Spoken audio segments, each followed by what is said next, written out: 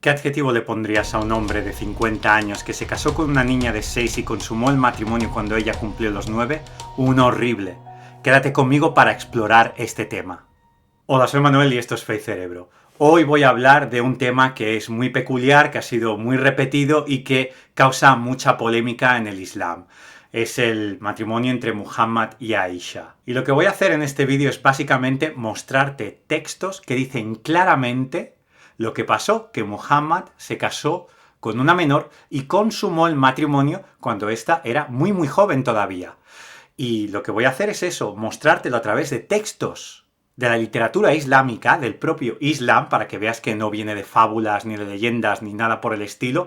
Y también lo que voy a hacer es proveerte y enseñarte cómo defienden los musulmanes este hecho. Para ello he escogido un youtuber musulmán que hace una defensa de este caso, o bueno, lo intenta, hace lo mejor que puede, que es muy poco, para que veas el modelo de defensa que ellos presentan y así puedas tener control y plena confianza a la hora de hablar de estos temas para que no te engañen. Lo que voy a hacer es algo que han hecho ya muchos otros antes de mí.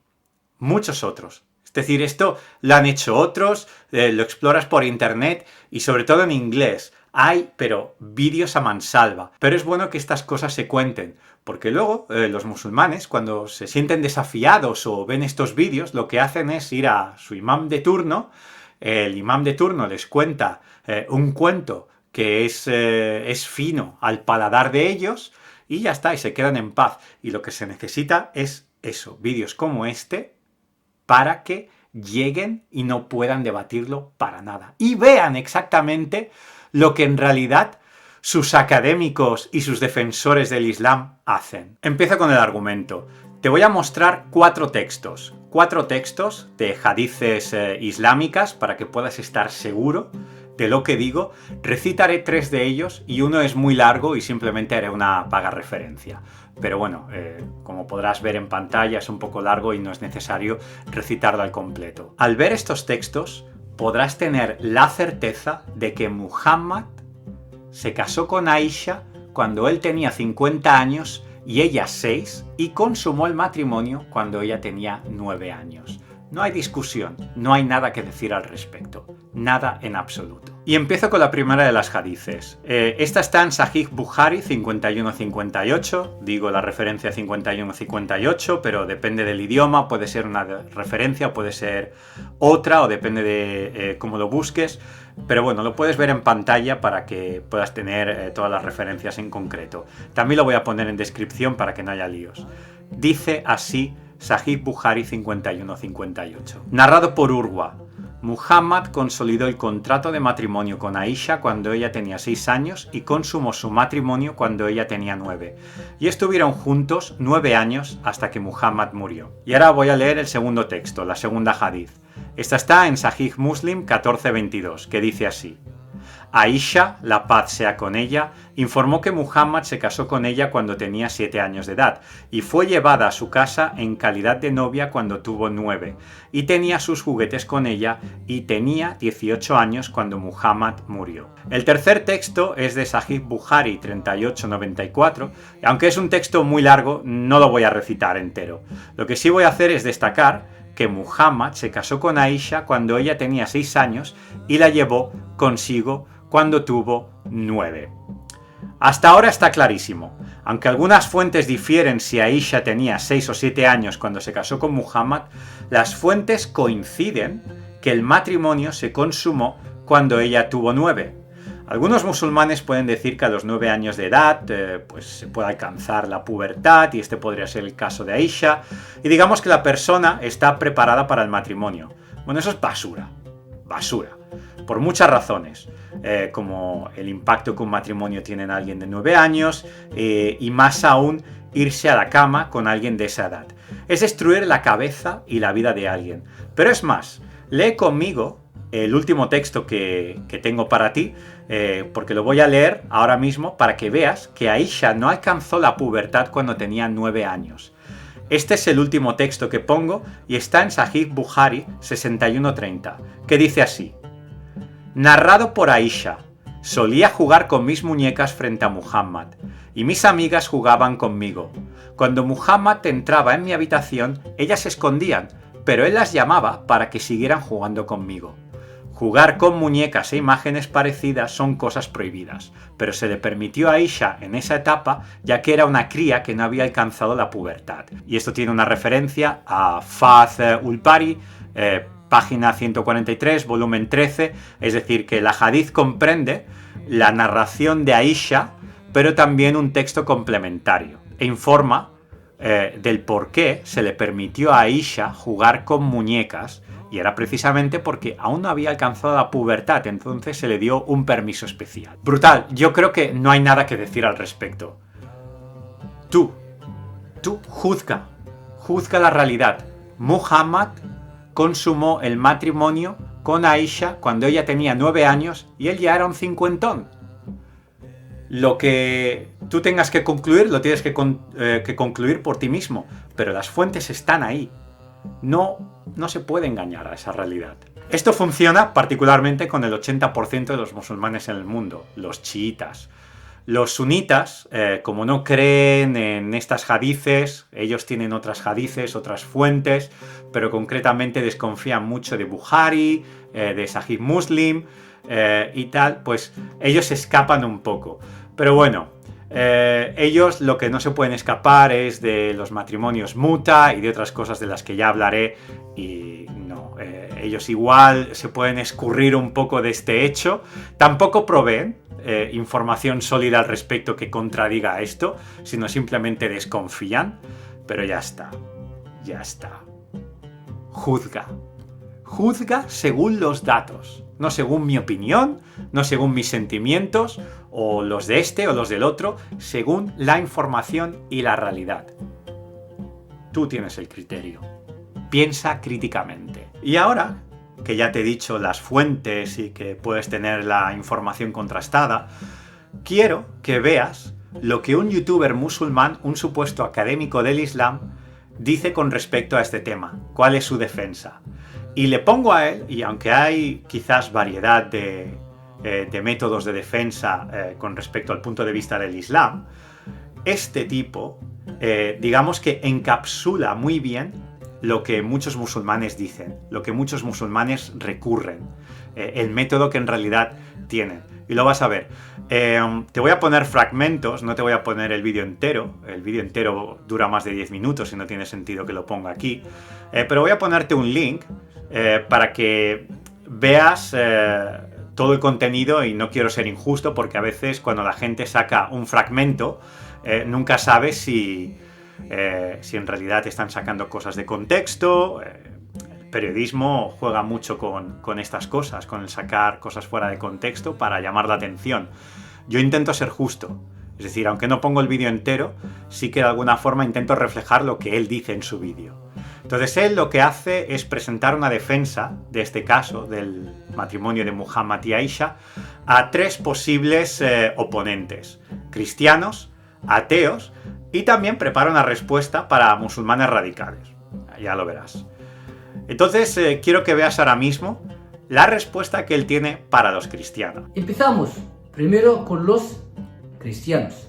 Les digo a los cristianos, atacando el Islam por esta ventana, diciendo que el profeta del Islam se casó con una niña de 9 años, estás atacando una religión, ni siquiera usted conoces tu religión. Si vuelves a tu religión, encontrarás que José, cuando se casó con María, él tenía 89 y María unos 14 años. Mucha diferencia, ¿verdad? Y ahora dime la verdad. ¿Qué vas a hacer aquí? ¿Cómo que un viejo de 89 años casando con una joven de 14 años? Quiero saber la respuesta. Solo para los cristianos que atacan en este tema diciendo que el profeta del Islam se casó con una niña. ¿Qué vas a hacer aquí siendo cristiano? Luego vamos a los ateos cristianos. ¿Qué vais a hacer aquí? No sé. si vais a hacer buena interpretación, pues nosotros también vamos a hacer buena interpretación. Ya somos iguales. Estamos en el mismo barco, ¿no? Pues bien, esta es mi respuesta a gente como Mr. Tahar y a quien sea que te vienen con estas cosas. Que si José, el padre de Jesús, tenía 89 años cuando se casó con María y ella tenía 12, o los que fuera. Voy a preparar esta respuesta y la voy a fraccionar en dos partes. La primera, esta idea de que José se casó con María cuando él tenía 89 y ella 12 no aparece en la Biblia, ni tampoco representa el cómputo global del cristianismo. No es la narrativa histórica que todas las iglesias o todas las ramificaciones o denominaciones eclesiales profesan, ni mucho menos. Esto está sacado de un documento que se llama Historia de José el Carpintero, que se compiló en el siglo VII, y es un documento que habla de estas cosas y que informa y da a entender que sí, que José tenía 89 años cuando se casó con María y ella tenía 12. Pero lo primero de todo, este es un texto que a nivel general, todas las iglesias lo consideran apócrifo. La única iglesia que, digamos, lo ha adoptado y lo tiene como un poco tradición, pero no como dogma, y es importante, no es dogma, es la iglesia ortodoxa. Y más bien creo yo que es la iglesia copta, porque vino escrito en lo que era el idioma que los egipcios hablaban en aquel momento y en árabe. Y son ellos los que han sido igual un poco más incipientes en este tema o más fuertes.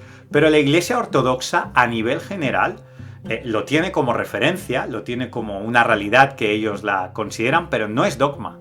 No es información canónica. Y son solo ellos, los que de alguna forma coinciden o respetan o creen que eso podía ser verdad. Luego ellos añaden que en realidad José era un hombre fornido a los 89 años y estaba súper fuerte, vigoroso. María no era una niña de 6 o 9 años, sino era ya un poco más adolescente, más crecida, ya había entrado en la pubertad, no como Aisha. Y bien, esto es lo que sería la cosmovisión de esta realidad en todas las iglesias.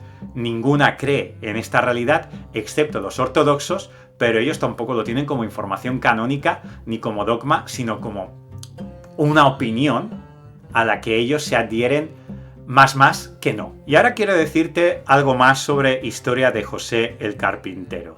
Es un texto bastante complicado, porque el libro, el trabajo que se hizo, la compilación de Historia de José el Carpintero, hace referencias al protoevangelio de Santiago.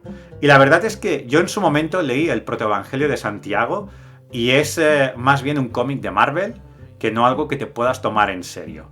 Y es curioso porque en el Islam el entendimiento que ellos tienen un poco del cristianismo viene de textos apócrifos. Y precisamente la imagen que ellos tienen de Jesús viene mucho del protoevangelio de Santiago, que precisamente se esparció mucho en la zona, en la península arábiga. Y también, claro, como he dicho antes, Historia de José el Carpintero estaba escrito, los manuscritos que tenemos estaban escritos en lo que el idioma copto y el árabe. Y claro, es lo que más se esparció o más se hizo común en la península arábiga. Pero te digo una cosa, el protoevangelio de Santiago es algo que es completamente apócrifo a todas las iglesias y a día de hoy ninguna iglesia lo tiene como referencia para el cristianismo. Y no sé si lo has leído alguna vez, yo lo he leído, creo que perdí el protoevangelio de Santiago. Es algo que se lee rápido, pero el Jesús descrito en ese texto es terrible. Digamos que el protoevangelio de Santiago comprende la adolescencia de Jesús. Es ahí donde tú puedes ver a Jesús creando pájaros de barro, como cantaba Manolo García. Y bueno, hasta aquí yo no creo que Jesús usase sus poderes como Dios. Cuando era un adolescente, vivió una vida normal y fue la medida en que entró en el ministerio cuando ya tenía 30 años que empezó a hacer milagros y empezó a hacer cosas visibles a los demás.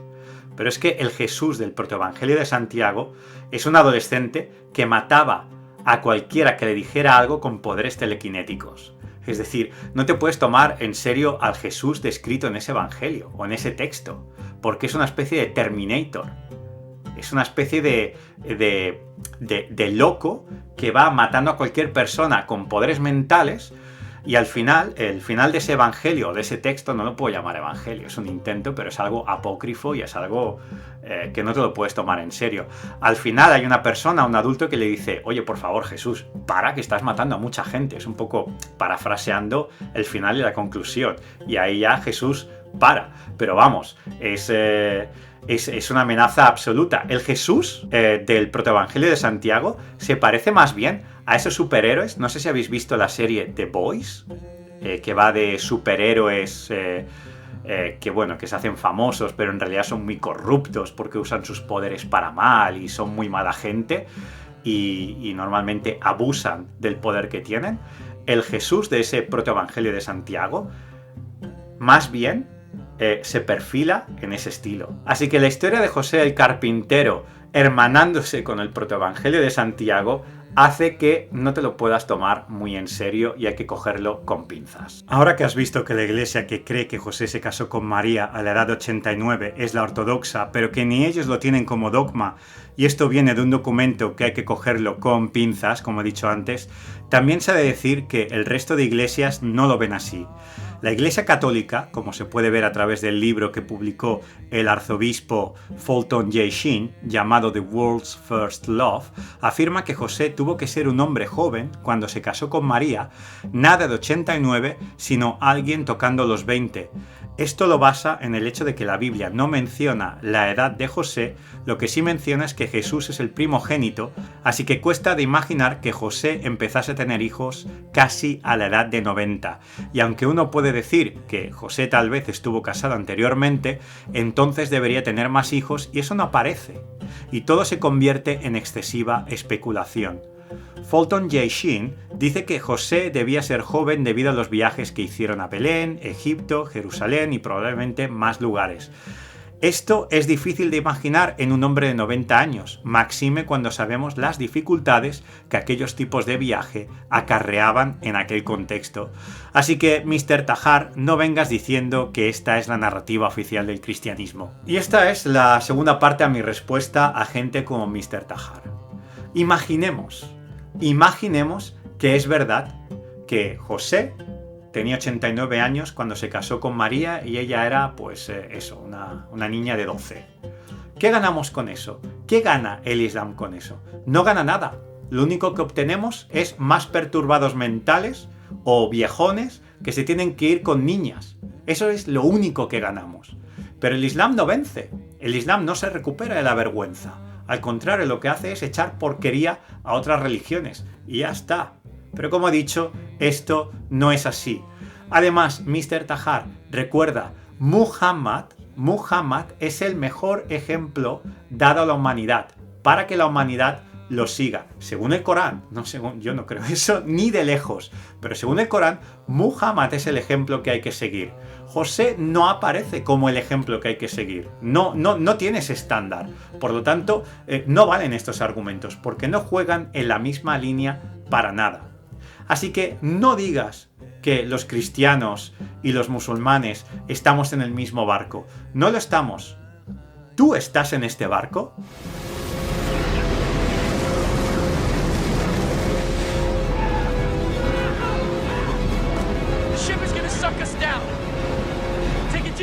Y los cristianos estamos en este otro barco.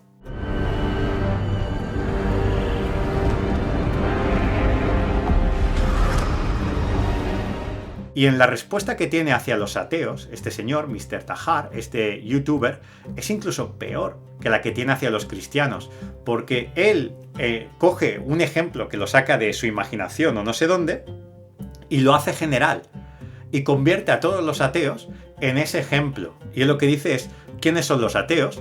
Para juzgar a los musulmanes, cuando las niñas ateas de 12 años se van a la cama con otras personas. Y dices, ¿qué? A ver, puede que haya ateos que estén así de locos, seguro, Pero yo conozco un montón de ateos que para nada se suscriben a que es bueno a que una niña de 12 años experimente a esa edad y más con viejales de ese tipo. Ni mucho menos. Lo dicho, yo los ateos que conozco creo que para nada están en esa línea y se oponen a lo que dice Mr. Tahar. Él lo que hace es caricaturizar a gente y decir, esto es todo lo que sois todos. Lo curioso, lo irónico de esto, es que como Muhammad es el ejemplo a seguir, en el Islam sí que es común que las niñas pequeñas se den en casamiento a hombres mayores. Esto igual no pasa en España o en el Reino Unido, o igual pasa, pero de forma secreta. Donde sí pasa, y frecuentemente, es en países como Afganistán, en Pakistán, en Irán, en muchos países de África, en muchos países de Arabia. Ahí sí que ocurre y con frecuencia, y hay vídeos en YouTube a mansalva para verlo. Así que no hagas caricaturas de gente cuando precisamente tu mundo, tu cosmovisión sí que practica esas cosas. Y luego, bueno, se dirige a los musulmanes radicales, no sé a quién se refiere con el término musulmán radical, y dice que, bueno, tienen que contrastar la información porque esta hadith igual dice una cosa, pero esta otra hadith dice otra cosa. Y al final este es un argumento estúpido porque él admite lo de Muhammad y Aisha, lo admite. Mira el vídeo, lo admite.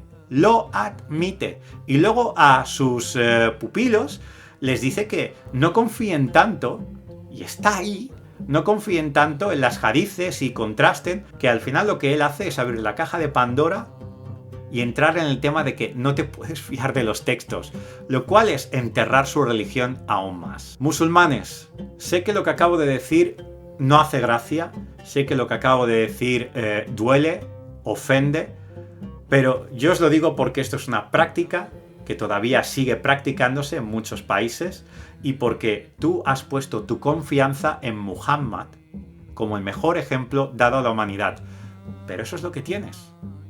Es una persona que te avergüenza. Cuanto más rascamos información, más razones tienes para avergonzarte de él. Y todo lo que haces es escabullirte.